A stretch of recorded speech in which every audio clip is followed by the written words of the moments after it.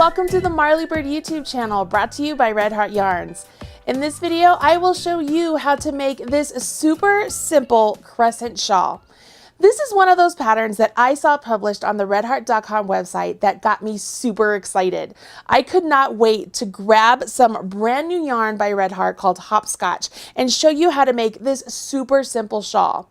Now, I know a lot of knitters out there love to make shawls because they're fun just to wrap around your neck, wrap around your shoulders, or just throw in your bags. That way you have something for layering, right? Whether it's the summer or the fall, because we all know the air conditioning can get super cold, right?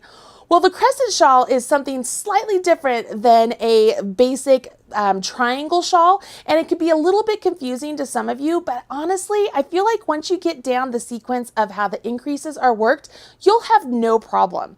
Plus, with this brand new yarn, let the yarn do all the work for you. There's no color changes. Let the yarn do the color changes for you. It's a really great variegated yarn that comes in super fashionable and trendy colors.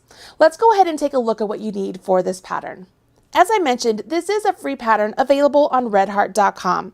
A link to the pattern and all of the materials can be found in the video description box right down there below.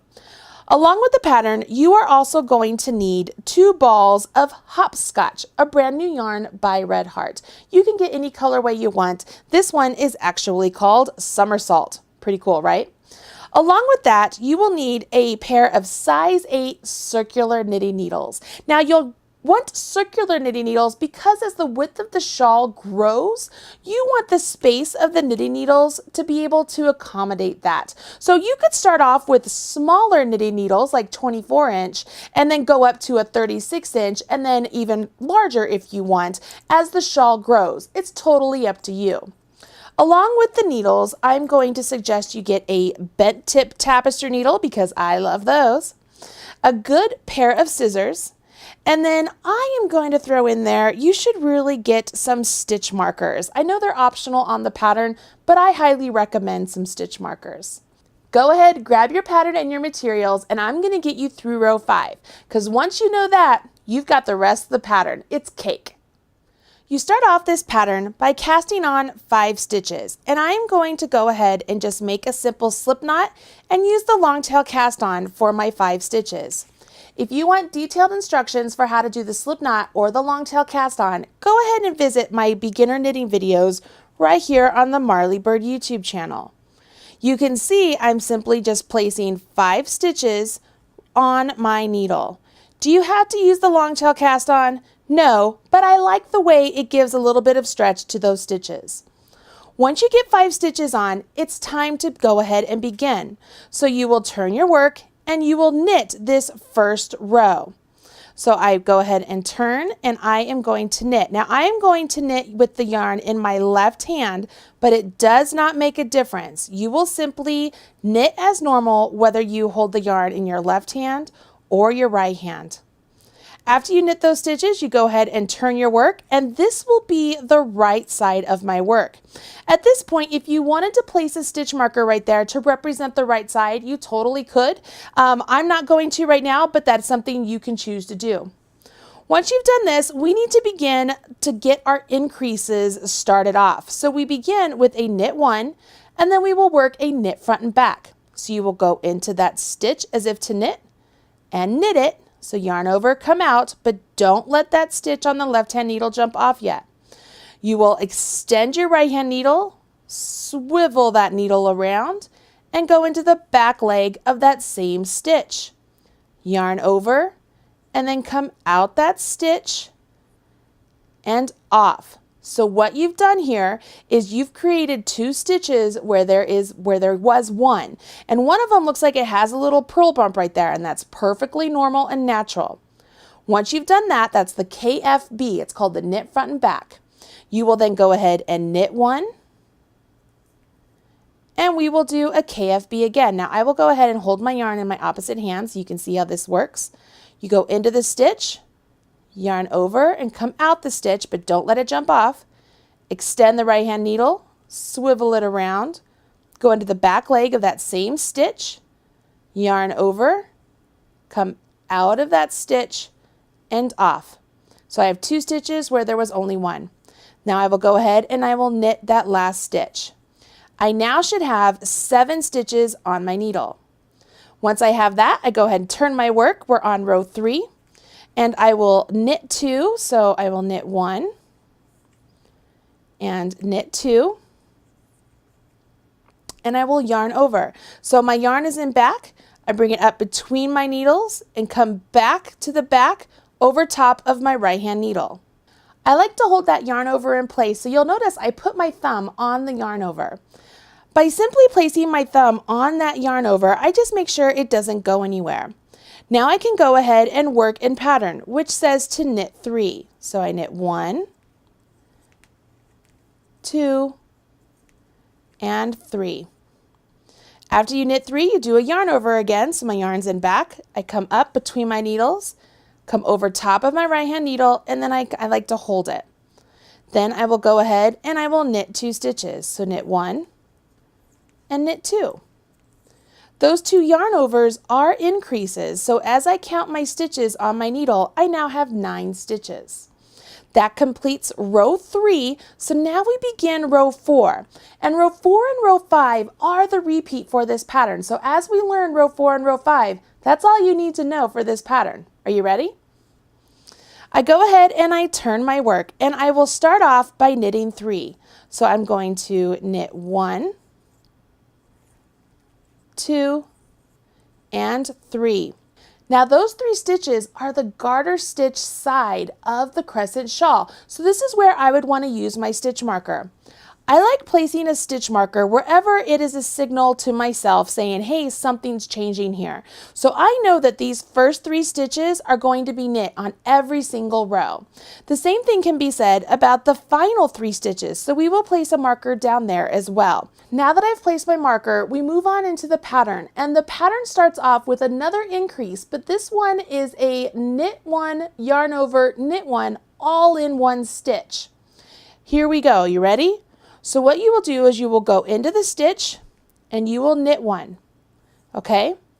Now our yarn is in back. We bring it up between our needles, over top of our right hand needle and back to the back. And hold that stitch there. Okay?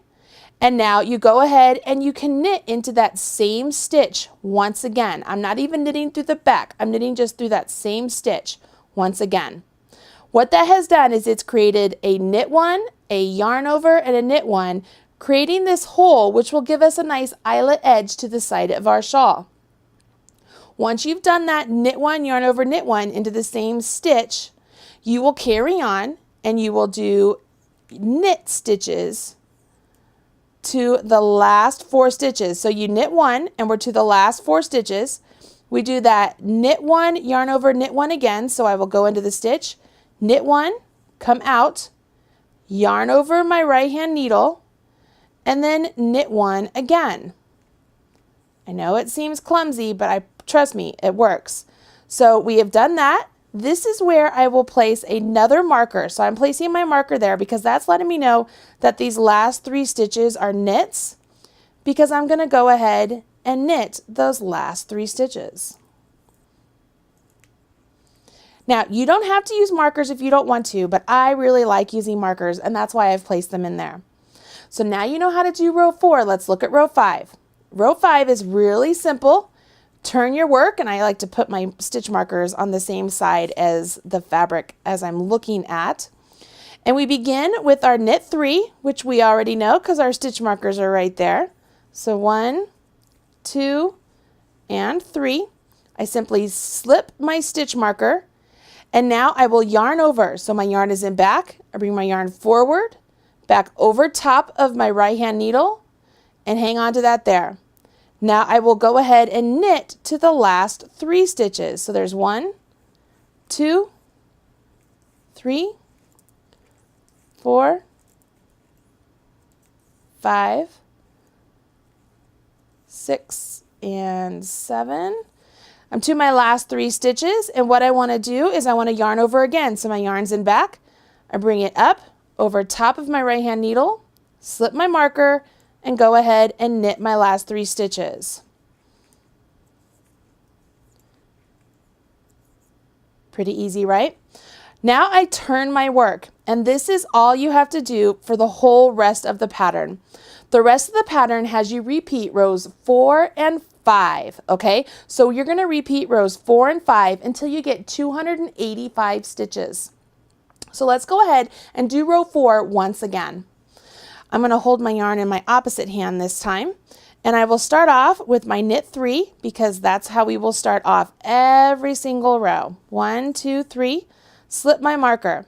Now I will do my knit, yarn over knit. So I go into the stitch, I knit, I yarn over, and I knit it again. Now I will go ahead and I will knit to the last 4 stitches. Or if you're using your stitch markers, think of it as you're knitting to the 1 stitch before your marker. So here I am, 1 stitch before my marker, which is my yarn over, and I will do my knit, yarn over, and knit. Now notice I held that yarn over in place so it didn't go anywhere, and off.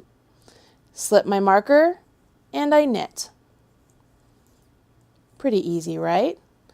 What you're going to notice here is you are increasing at the edge every row, right? Pretty easy. We're increasing at the edge every row. 1, 2, 3.